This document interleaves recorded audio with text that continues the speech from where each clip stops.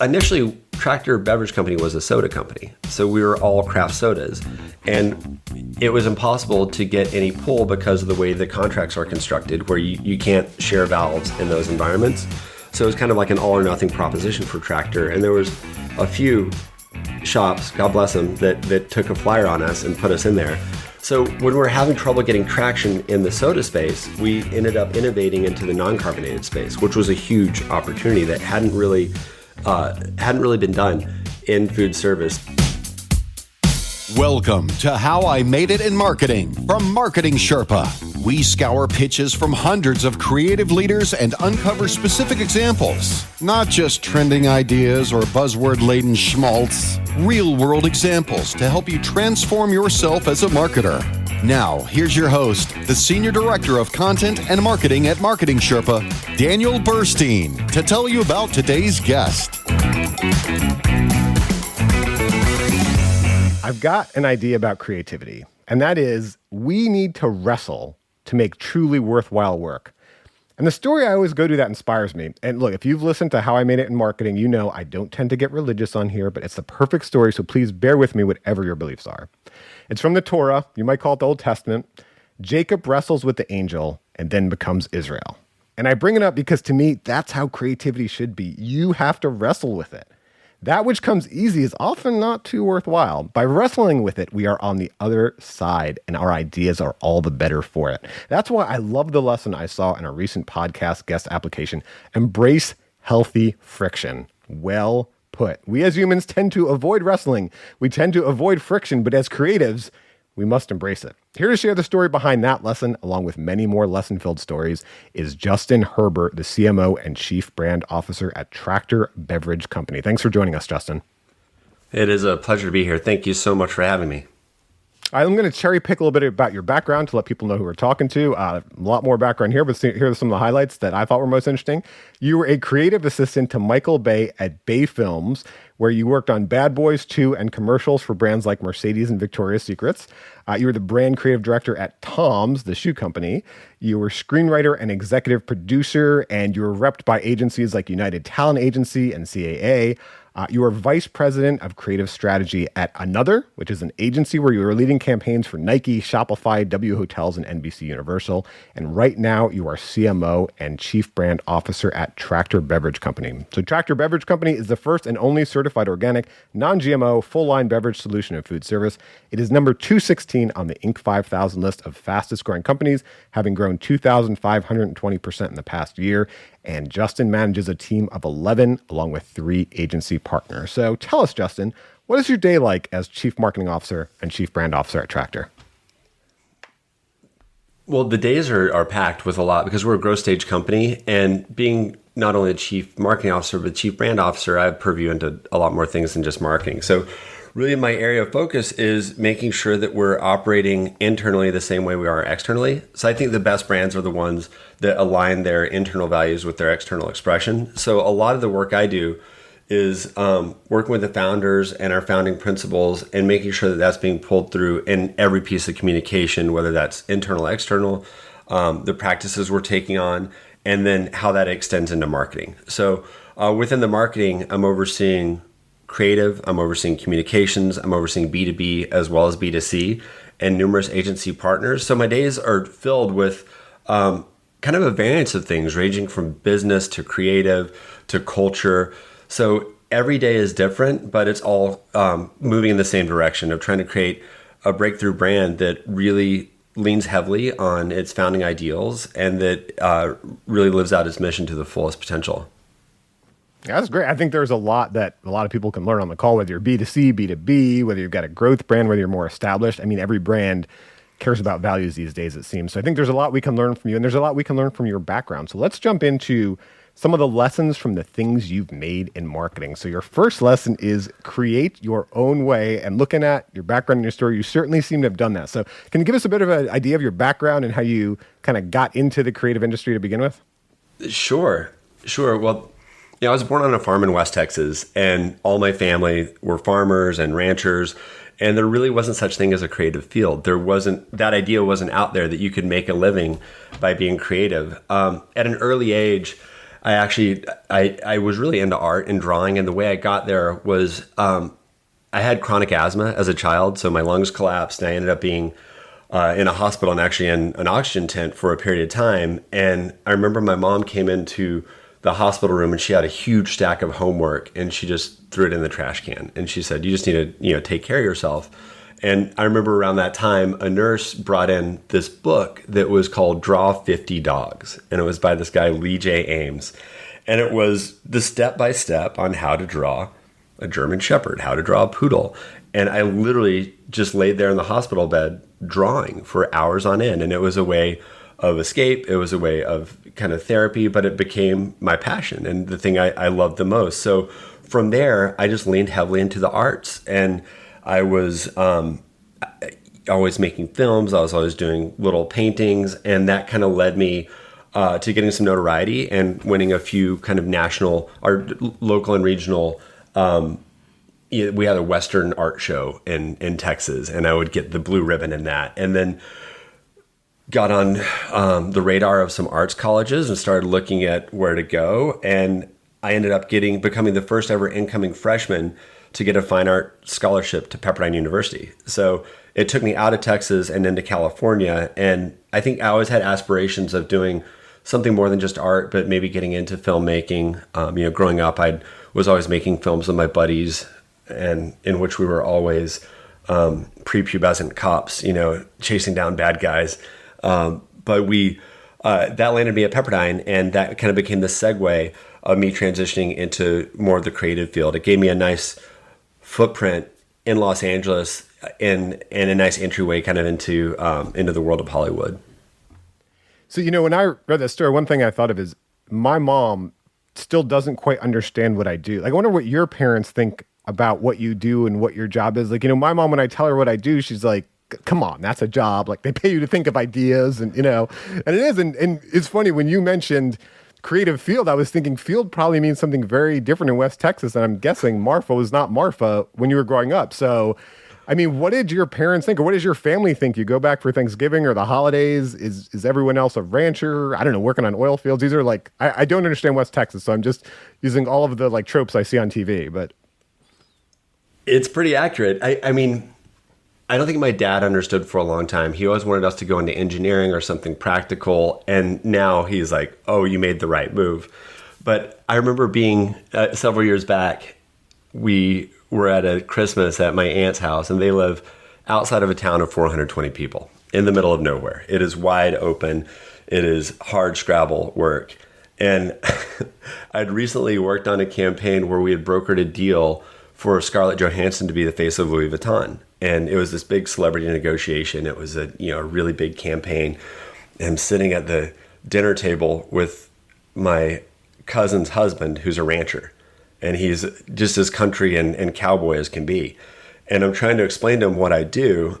And there was no way to close the knowledge gap of what marketing even is or what Louis Vuitton is. And it was just this huge gap in our two worlds. But I think that's what I kind of always relate to is like I grew up with farm families. So I think I'm always trying to bridge that gap of culture between the way I grew up and then the things that I see on TV and in the work that I create is always trying to make sure that little 8-year-old kid or my cousins can contextualize and get some understanding out of the work that we're creating. Yeah, I mean, our backgrounds can really inform our own work, and I'm going to probably ask you more about that. But also I want to wonder, just for like your own personal fulfillment, like were you a fish out of water growing up, and you feel like moving out to LA, getting into creative fields, getting into marketing, you kind of more found your tribe? Or, one thing I always think of, one thing I always love, I don't know if you remember the Blind Melon video from the 90s, No Rain. Do you remember that video? Yeah. That music video? Yeah. Yeah, and there's this bee girl, and she's just walking around. She doesn't fit in anywhere. And at the end, she finds her tribe of bee people, and she's dancing around. And I remember being in high school, and I grew up in a more metropolitan area, in Florida. But I remember in high school, like, I was a little fish out of water. Like, I would act up more. I was on the AV club. I was on the host of the TV show in high school. And, I was always, like, leaning towards the creative. But, like, calculus and chemistry and these things were beating me over the head. And then being able to find a profession, just making a living doing this, like, my gosh, the fulfillment for me, was just through the roof. So I wonder for you, like, Like, did you fit in out there? Did you fit in the ranching lifestyle, or did you find your tribe? Like, how did it work out for you? I think in high school, yeah, I was pretty. Yeah, I was in drama, and I was also on the basketball team, and I was also on the baseball team. So I was pretty well rounded. But I always had these interests that weren't in the mainstream. You know, I was interested in videography and photography, in movies and storytelling in a way that was a little bit outside the norm. When I was in high school, and at this point we had moved to Houston, so it was a little more cosmopolitan than my West Texas upbringing. But definitely when I went back to West Texas and I'd have my camera, and I'd be kind of cruising around my grandparents' ranch, and my grandparents would say things like, "Oh, he's just doing that creative stuff," and they didn't really understand it. So it did take. They never really fully appreciated or understood it, but it definitely felt like once I moved to LA and once I was around people who were more entrepreneurial, who were more interested in creating, it definitely found like I found my tribe a little more, and I found my understanding, because for so long there was no way for me to even contextualize like how I would make a living doing something creative. And that was my goal through my 20s, was to be able to sustain myself through a creative expression. And so I had to be able to learn how to really nurture and accept that creative side of me, and then to really lean into it. And then when I started making a living doing it full time, that was when I really felt like I came into my own, and where I had ownership over my story, my purpose, and my point of view. But it took some doing. It took some time. I had to shed that layer. Yeah, let's talk about shedding that layer and how you broke in, because I think there's sometimes a belief or an understanding that, well, it certainly helps to come from a wealthy family for anyone, and like they can just pay for film school and they've got connections and all these things. But that's why I really like this lesson where you said, don't pay for experiences, let experiences pay for you. So how did you do that? So after I was working for Michael Bay, which was my first job out of college, I had untold access. I get more access than any 23-year-old kid ever should have. I really wanted to learn the business of filmmaking. And I knew a bunch of kids who'd paid 120 grand to make, a pretty marginal short film at best.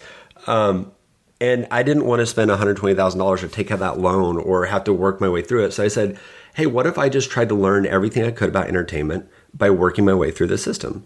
So I ended up getting a job at a talent agency for about a year and a half and learning the business of entertainment, learning, making a good network, making good connections, reading scripts that were coming through, building kind of my network there.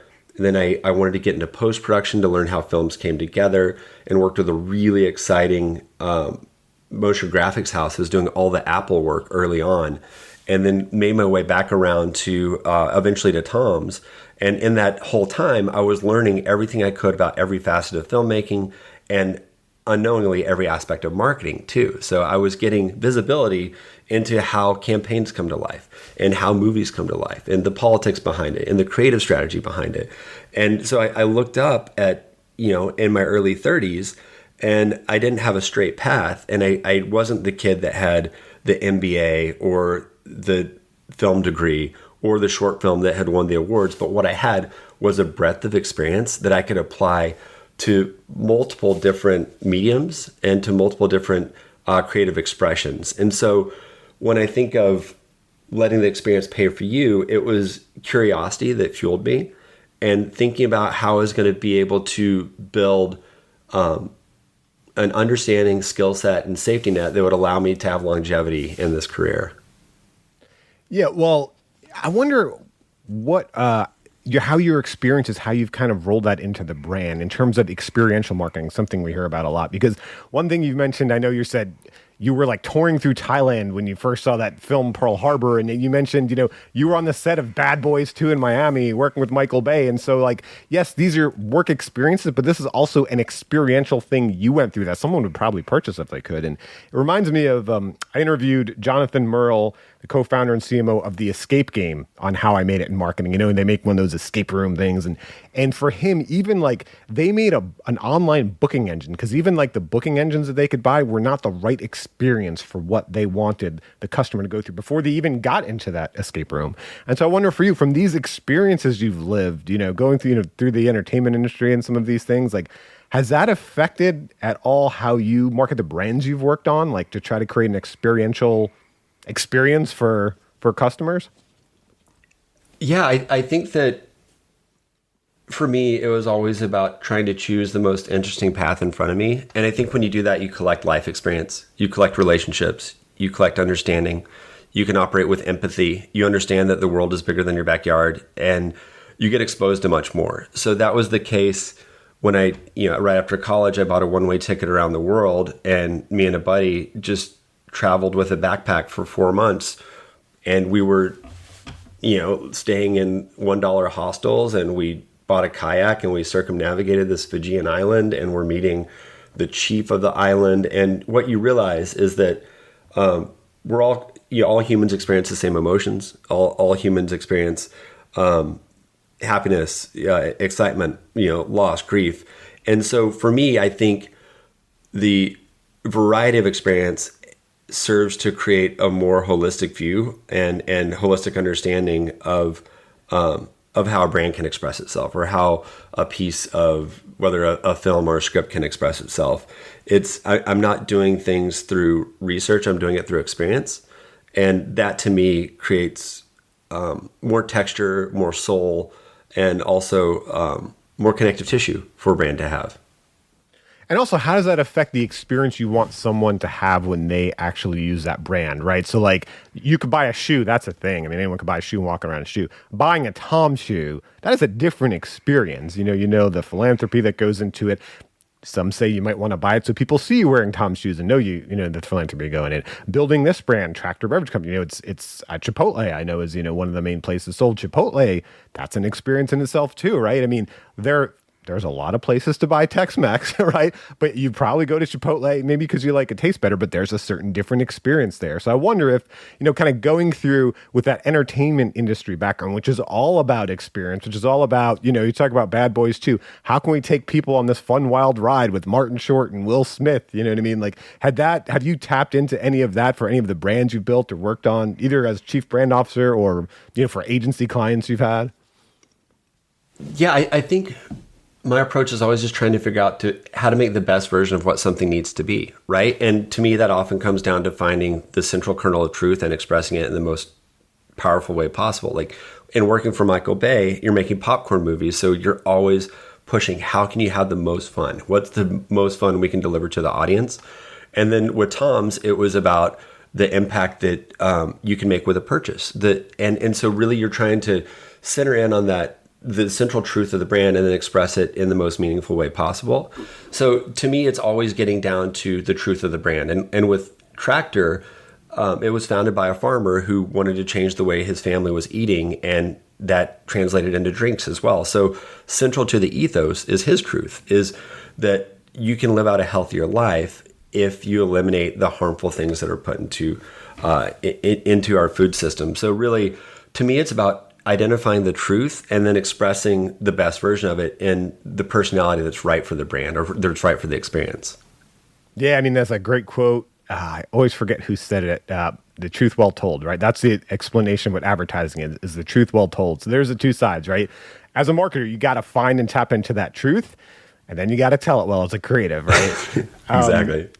So here's another lesson. You say, make the work you would like to see. And when I first read that, I got to admit, I had a little internal pushback until I read what you were talking about, because I've definitely worked with creatives, I've worked with writers, I've worked with designers, and they're so focused on themselves, right? I've worked with so many designers where I've had, long form content or, long copy, and they're like, I would never read all that. And I would say, like, we know who would read that? The potential customer. Like, none of us care until we're a potential customer for that. But you mean something different. So talk to us about make the work you would like to see. How have you lived this ethos?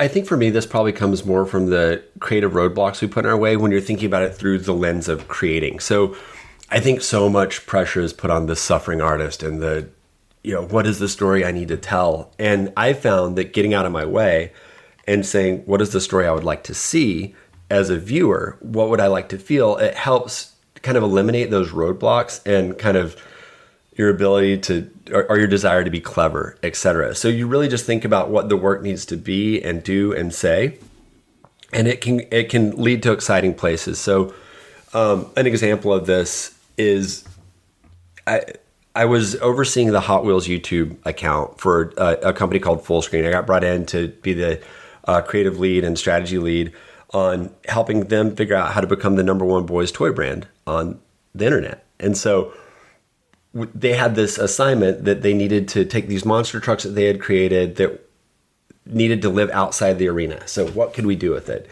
And rather than try to be overly clever about it, I thought about like, these are 8-year-old kids that are going to watch this. What would I want to see as an 8-year-old kid? Well, I'd want to see the most epic backyard downhill race possible. So we constructed this really amazing set with these awesome production designers that was this downhill race, and it was made from all these household obstacles. There were crayons, there were spikes, and there were, kind of trap doors and things like that. And we covered it like we were shooting the Olympics, like we were shooting an ESPN, X Games event. And it just became this joyous thing to watch that I think if I was trying to be clever about, what is the ROI or the KPIs associated with, how are we going to reach brand growth and all the algorithmic stuff, then we wouldn't have gotten to an exciting creative place. And that ended up being kind of the creative unlock for a lot of the content that they did. And it was just putting myself in the mind of an 8-year-old kid. What would I want to watch? What would be fun for me to see? What are the things that I wish I could do if I was a kid turning that on YouTube?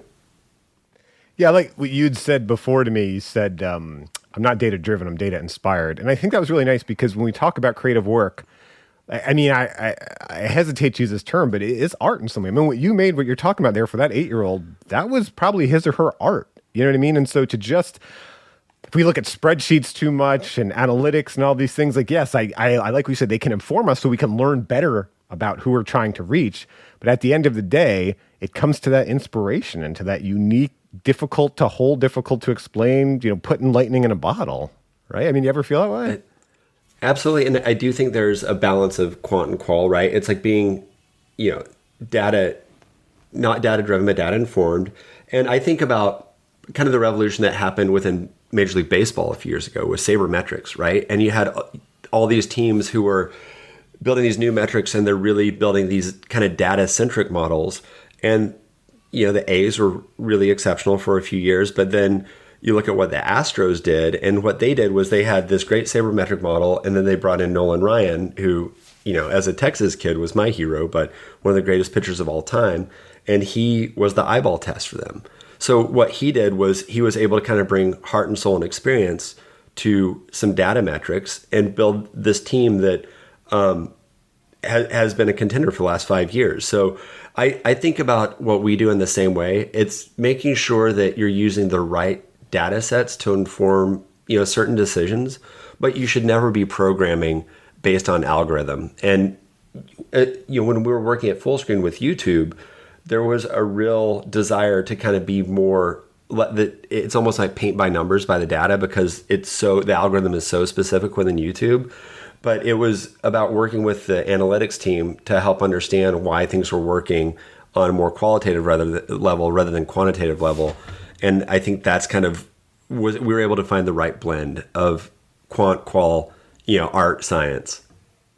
Yeah, and it's the blend for sure, but I like tapping into that unique creativity because we had a previous guest on How I Made It Marketing talking about, hey, don't overlook your gut. We got so much data. And someone had written in and they said, this was really helpful to me because we were very data driven. And so for their content marketing. And so we were creating content based on the data. Well, what happened was we were creating the same content our competitors were because we all have access to the same data. And so we realized we did need to tap into that gut some to, find some differentiation. And I want to ask you about that, especially in terms of make the work you would like to see. We all have unique backgrounds, and you have an especially unique background. Like you said, you grew up in West Texas, Hollywood, even a child of illness. And I wonder how you've tapped into that background specifically to inform the brands or the communication you do. And that's one specific example that I thought of on our side. Our CEO, his name is Flint McLaughlin. He has a book called The Marketer's Philosopher. And, it's not, there's business books, like you said, paint by numbers. Business books seem to have a specific paint by numbers way they followed. And he created something just wildly different. He's got a background in philosophy. It's very philosophical. It's got these reflections. It's got these Da Vinci paintings. It's even made bound by leather. I once met the guy who made the leather, and he was showing me. I never knew this about leather, but like, it's like on leather, you could see an individual cow got like an injury from like barbed wire or something like that. So anyway, my point is, all these things I could have never created because I didn't have. He's got a background in philosophy and in theology and out west and all that stuff. So I wonder for you, your unique background, how has it informed what you've done? And just briefly, have you seen the movie Vengeance? Out of curiosity. I haven't seen Vengeance, no. Yeah. So real quick, I saw that. Yeah, actually, I take that back. BJ Novak? I have seen the BJ Novak. Yeah, totally. Yeah. So I saw it almost the same day I got your application. It's funny, I never think about West Texas. And in the movie, if you haven't seen it, it's this writer for The New Yorker and podcaster from New York, and he goes to West Texas. And so it's not one-dimensional, it's multifaceted, which was nice. But I think a whole big part of it is the thing we've heard for so long is there's two Americas, right? There's the coasts, and then there's either middle is real America or flyover country, depending on your opinion, right? And that's kind of what BJ Novak is kind of experiencing. So from your vast experience, from your unique background, growing up in West Texas, then going to Hollywood, Child of Illness, all of these things, like how have you infused that into your brands? Like how have you infused that unique childhood growing up? Because I'd say real quick, while you're thinking more, I could talk forever, is because when I think of, and I didn't want to drive it this way, but I am thinking this, Tom's and Tractor and maybe some of the other brands you've worked on, if you take that to America's philosophy, right, they seem like, well, they are brands of the coasts, right? They are brands of, not going to get political, but an elite that lives on the coast. You know what I mean? But you've got that background that honestly, I don't have. I grew up, on the coast. I've lived on the coast most of my life. Like, how has that background informed what you do with these brands so they're not one dimensional? Or should they be? Yeah. Maybe they should tap into just a specific audience.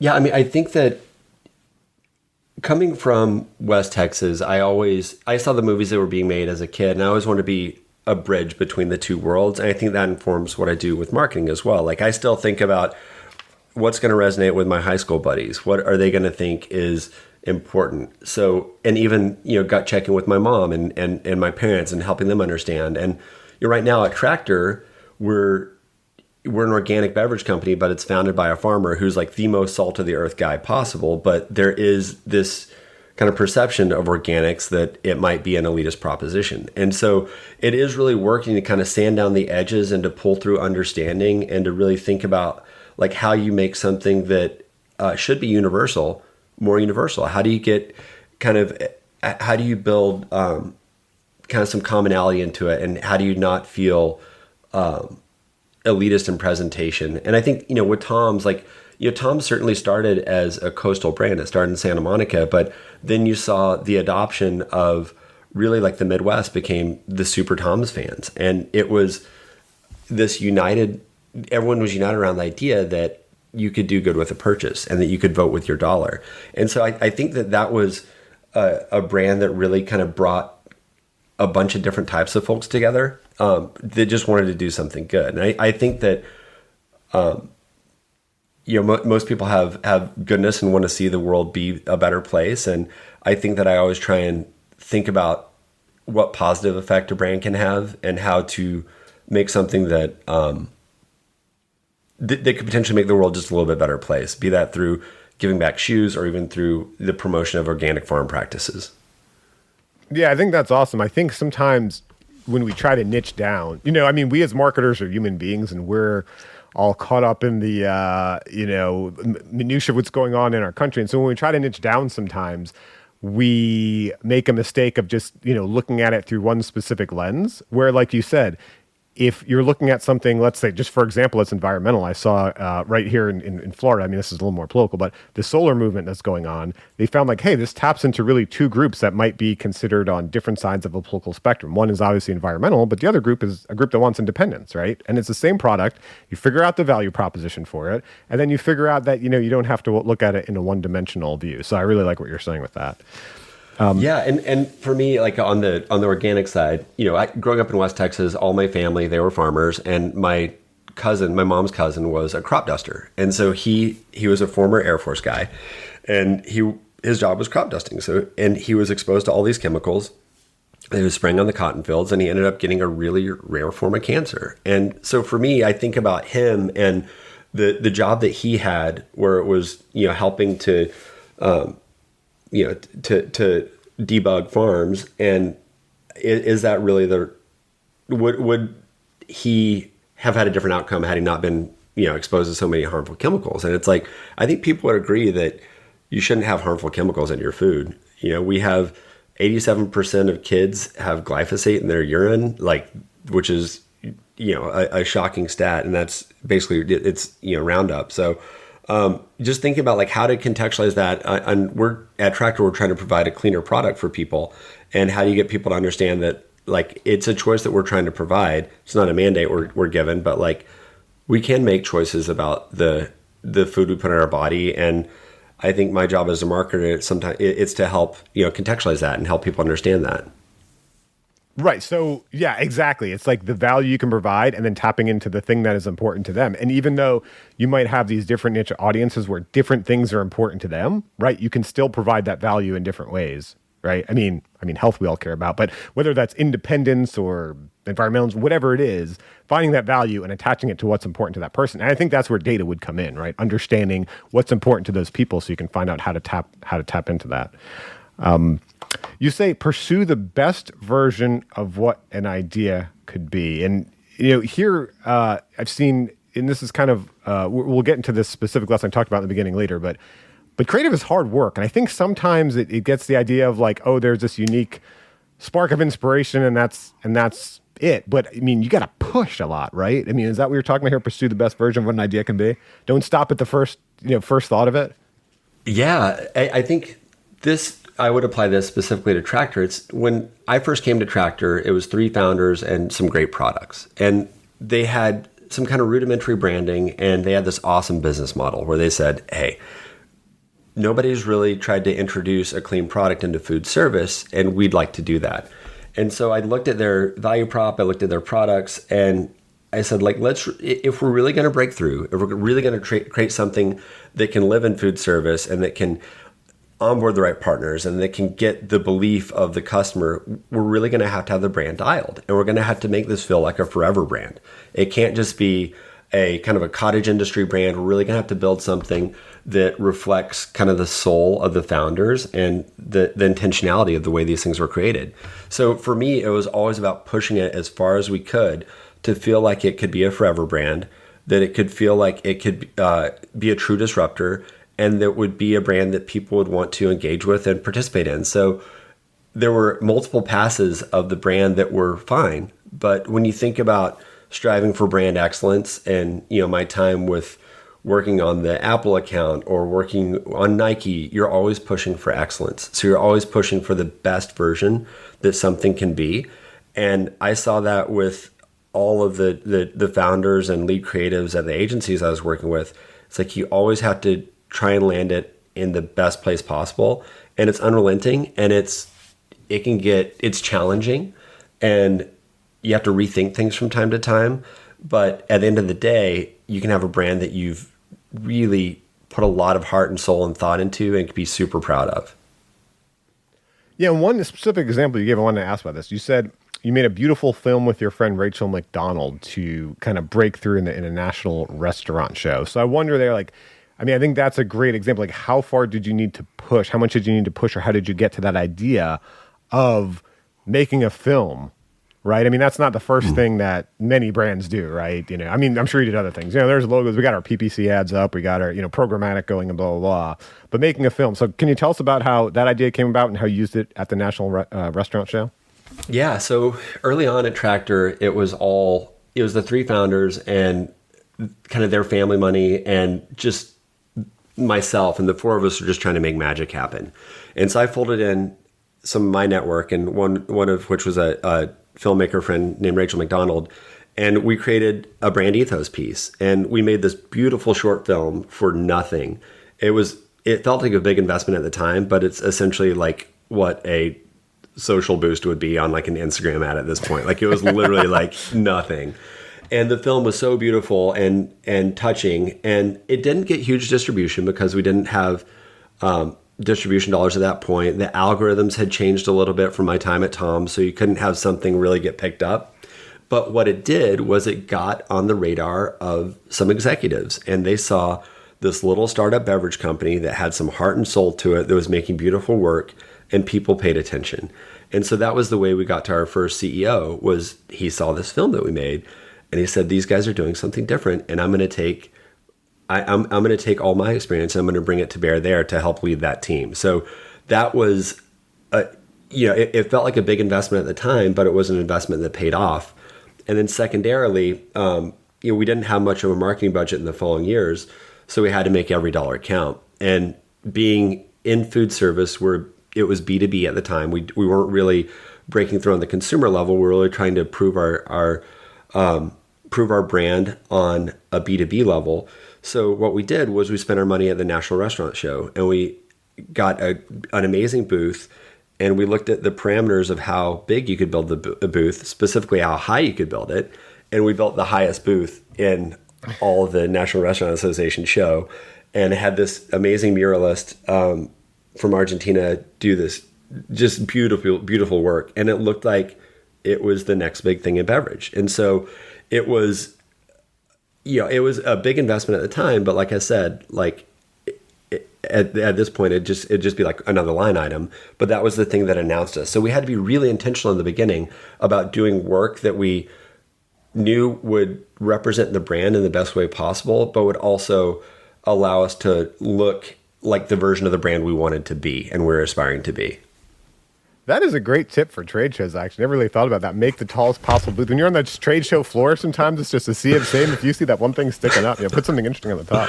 That's some free advice. So when you talk about a brand like Tractor, going up against, my gosh, such entrenched incumbents, I feel like when you talk about pushing it as far as you have to go, you have to do something, I would think, just very different to break through, to know those brands and to break through, right?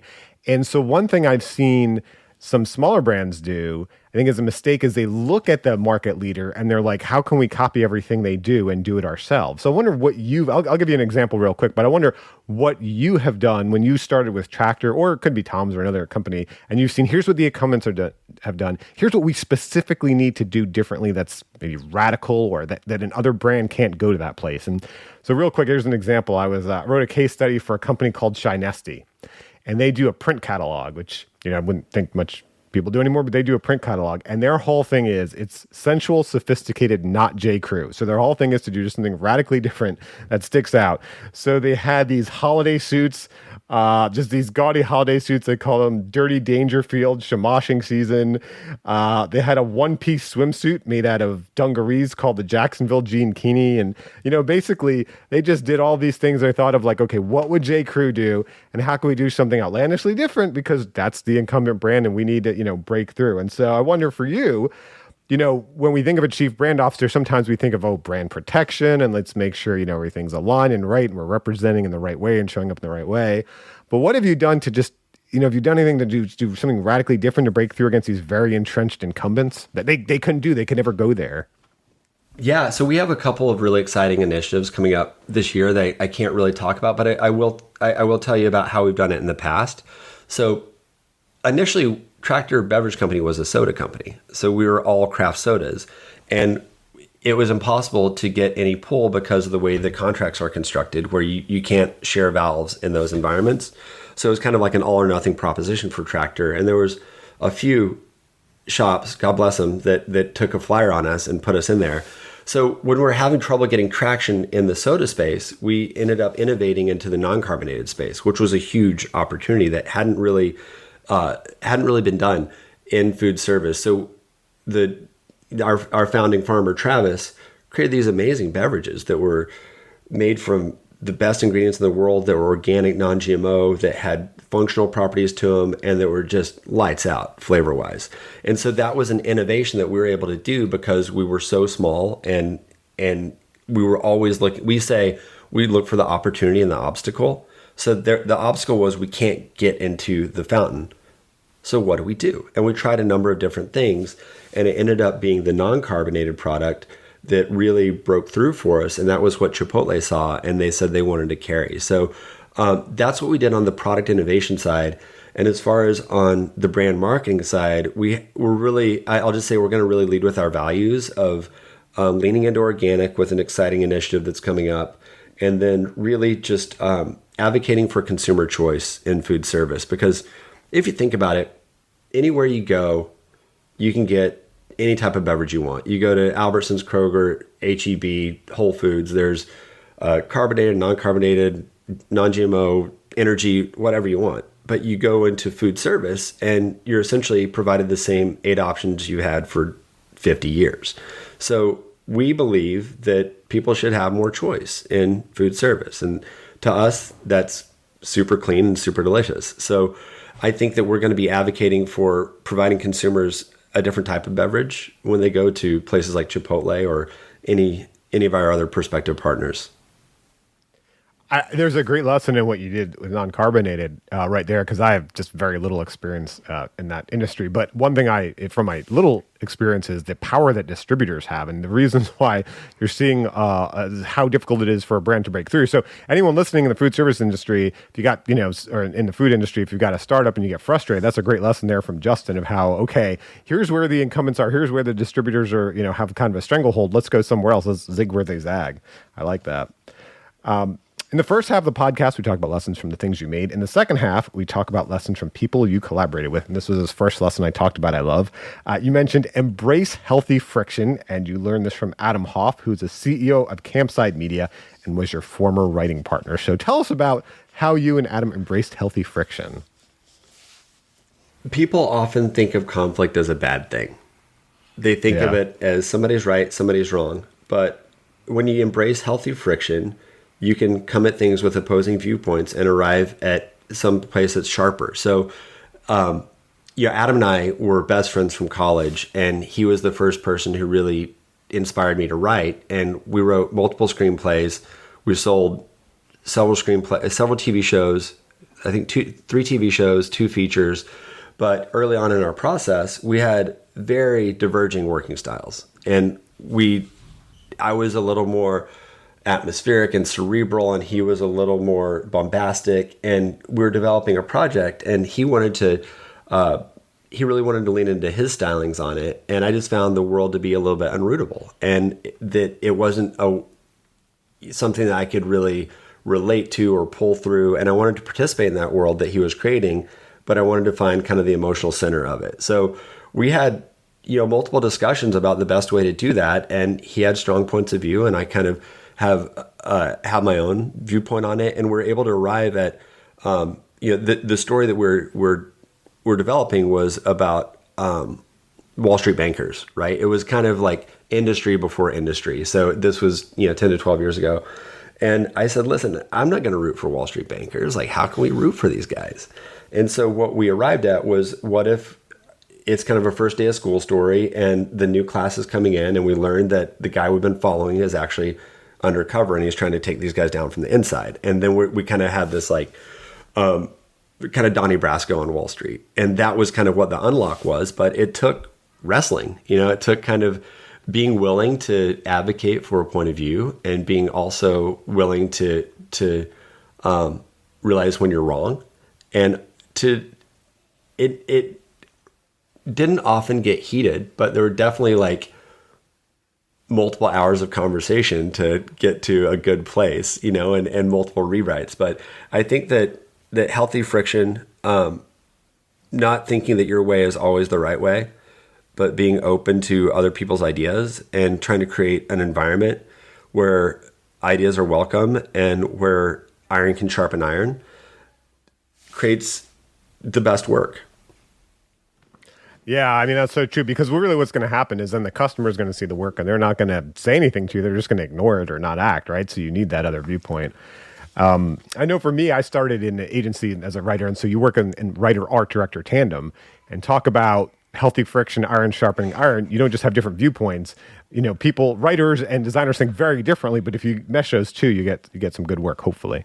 And it goes to really your next lesson, where you say, own your role in the relationship. And you learned this from working with Blake McCoskey, the founder of Tom's. So how did you learn this about working with Blake?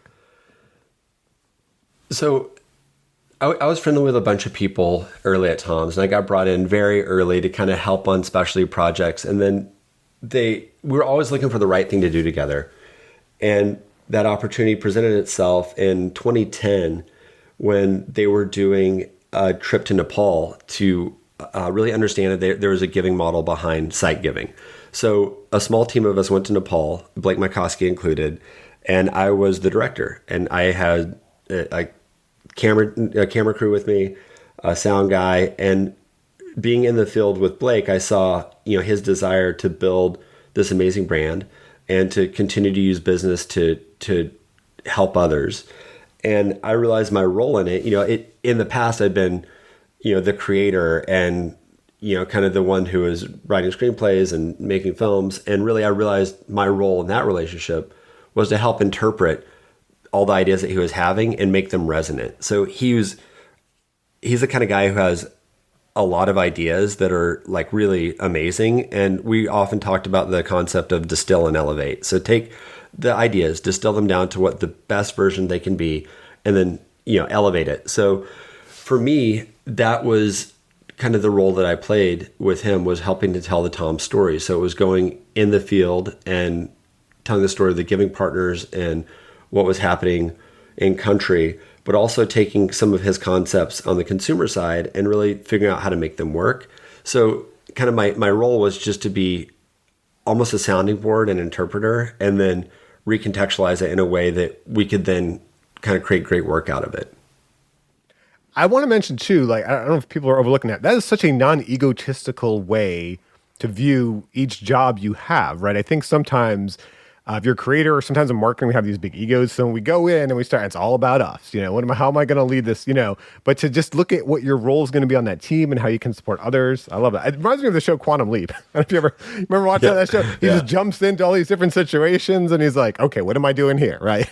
Yeah. It's always about me. In a lot of these scenarios, you can't bring ego into it. You have to think about what's going to be best for the brand. And I think that's kind of always been the role I found, is even with Michael Bay, it was kind of helping the process get to a good place, or helping the creative pitch decks get to the spot where he saw it in his head, or the deck. So a lot of it was, I've kind of found this place of being able to interpret people's ideas into something actionable. And that happened with Blake. It happens with, Travis from Tractor. So I just kind of found that I'm a collaborator, and I kind of don't believe in the idea of the great auteur, or at least not myself as the auteur. At least there are other auteurs out there, but I think that creativity is a collaborative sport. So I see myself as an interpreter of those ideas and trying to figure out the best way to tell those stories. Well, that's a nice view, because as creators, sometimes we fall a little too in love with our own ideas, don't we? I mean, it's, you know what I mean? And then we fight too hard for them and we don't listen to others. And so I think that's a very great and humble way to look at it. When you talk about relationships, I also was thinking, relationships are so important in business. And as a creative, what about the relationships with all those business roles that kind of maybe don't fit as naturally for you? So like I was interviewing Jean Hopkins. She's a chief revenue officer at OneScreen.ai on How I Made It Marketing podcast. And one of her specific lessons, she said, make friends with the CFO. Like that CFO is such important to you, such an important role as a CMO. She talked about even, the head of HR, how she, built that relationship and stuff. And so, as I like to say, corporate creativity is a funny thing. Like us creatives, we come in and we're kind of the round hole in this square peg hole or whatever. You know what I mean? We don't quite fit naturally into the business part. Yeah, we get the creative part, but how have you done, or how have you learned to kind of build relationships with the CFOs, all those other types of folks that kind of run the business end of the organization? To me, I think that creative is rooted in great strategy, and strategy is rooted in business objectives. So the business objective has to be the first thing. And if you can help the CFO and COO and CEO all understand that you are trying to create pathways to action on the business objectives, then you're in a much better place. It's not creative for the sake of creative. It's actually like rooted in trying to drive the key business objectives or KPIs around what leadership has decided. So for me, when I first came to Tractor, I was the fourth person in, but I was working full-time doing a bunch of other things. And I came on a year and a half ago as a C-level. And really what I did first was just kind of listen to all the challenges, and then understood that like sales was what needed the most support at the time. So I was going to put my energy into building really great sales tools and a really great sales strategy. So just knowing that it wasn't about trying to create something that's going to break through on the marketing side first, but it was about building the tools that were going to allow us to all be able to succeed. I think creates a team environment, and it shows that you, as a marketer, you're not invested in your ego, but you're invested in the outcome for the business, and that you're going to make sure that everyone else is heard and along for the ride. You know, another nice thing about that, sometimes I've seen when I see a new marketing leader come in, is we all have that tendency of when I have a hammer, everything looks like a nail. So to come in and just hit hard whatever your thing is, you know, I'm going to make a film as the first thing. But so I like that, you know, going in, listening and saying, what does the company need? Let's talk about another lesson. Carefully cultivate and curate. And you learned this from Victoria Brinner, the founder of Stardust Brands. And I think this was from your time in working with the fashion industry, right? Mm-hmm. So Victoria was a job that it was someone I worked for after Michael Bay, and she is one of the most impressive people I've ever met. She is an amazing curator, producer, tastemaker, and her studio, Stardust, would produce these luxury photo shoots. So she would do shoots for Fendi, Chanel, Dior, you know, like I said, doing deals for Louis Vuitton, and she kind of expanded her world into brokering deals for celebrities to be the faces of these campaigns. So she really harnessed what she was great at and just truly owned it, and then nurtured the relationships around her. So she was able to grow the agency relationships, the brand relationships into like a really dynamic business that was multifaceted, but she was also unrelenting in her creative point of view and in her taste and in what she brought to every single project. So, you know, I was in my early 20s, mid 20s working with her, and I was this kid from West Texas, and we're doing these, you know, we're flying to Paris to meet with Louis Vuitton. And I always felt like a fish out of water because I felt like it was imposter syndrome. You know, they were going to figure out that I was born on a farm and be like, you know, who's this kid? But she took a level of investment in me and really nurtured me and gave me the confidence, but also the roadmap on how to kind of build my career moving forward, which was nurturing really great relationships and staying true to what your vision for creative should be and what your vision for the brand and also the business that you're creating. So she was tremendously instrumental in that, and showing me how to say no to the right things, but also how to be firm and resolved, and how to always bring class and integrity to everything. I wonder, did you learn anything about building a brand, building a value proposition from the marketing industry? I saw you mentioned, you know, Stardust Brands worked with Annie Leibovitz, Steven Meisel, Karl Lagerfeld, you know, and when I think of the fashion industry, I mean, one of the things, yes, there's a quality of clothing, but they're giants at building a brand, right? They're just so good at building that brand, building that feel for it, building that value for it. So, I mean, being up front and being around folks like that, like did anything seep in that helps you later when you're doing some of that brand building work? Absolutely. I mean, being around the Annies and Karl Lagerfelds of the world is amazing and intimidating. But I think the thing I learned the most from was the celebrity casting side, because when Louis Vuitton would come to Victoria and they'd say, hey, we're casting for this fall campaign, can you help come up with ideas? She would fold me into that.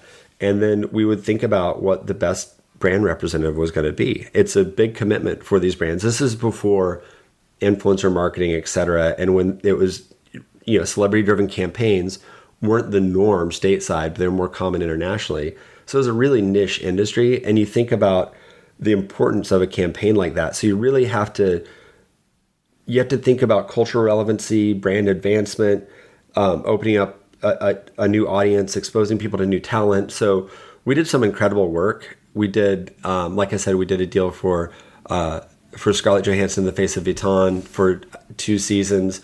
Victoria did this amazing campaign that was for Louis Vuitton, where it was this Favored Nations campaign, where they got Catherine Deneuve, Mikhail Gorbachev, Steffi Graf, and Andre Agassi all to be part of this amazing travel campaign.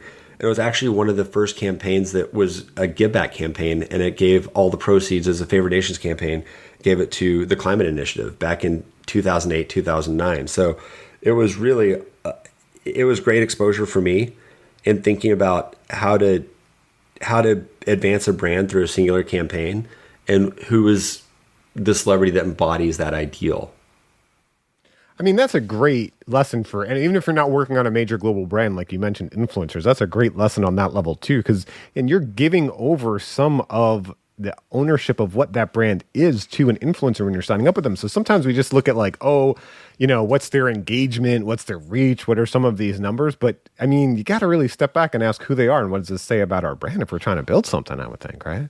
Absolutely. And at that time, you could be more singular in that, and you're vetting through multiple layers. And now we probably don't have the same level of vetting that we would like with influencers, because it really is more about eyeballs and micro audiences, et cetera. But it's a totally different ballgame now.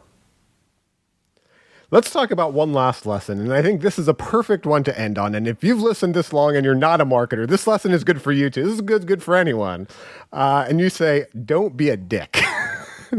So I'm sure you learned that lesson from having dealt with people who were dicks to you before, and we're not going to attribute this to anyone specifically, but tell us, how did you learn this lesson and how it changed how you've managed your career and lived your life?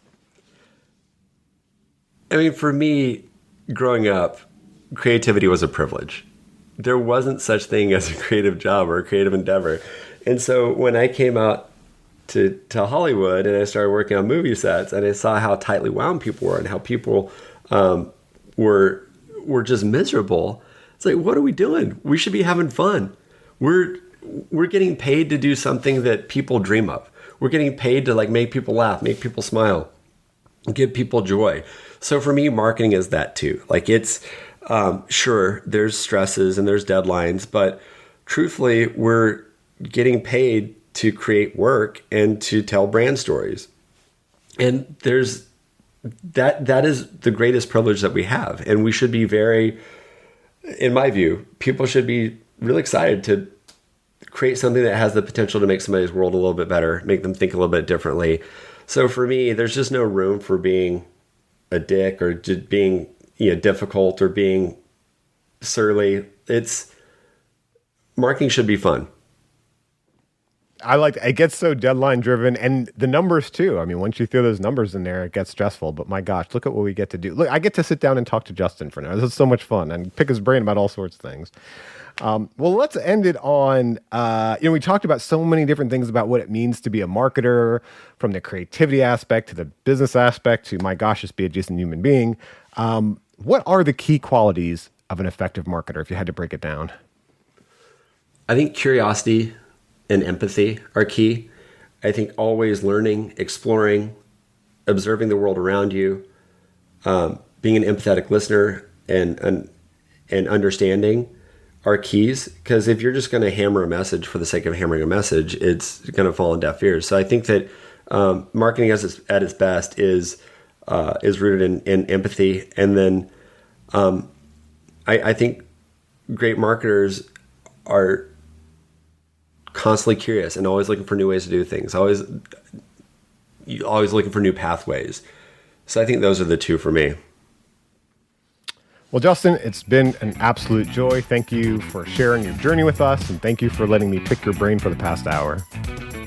It was a pleasure to be with you. Thank you so much for allowing me on here.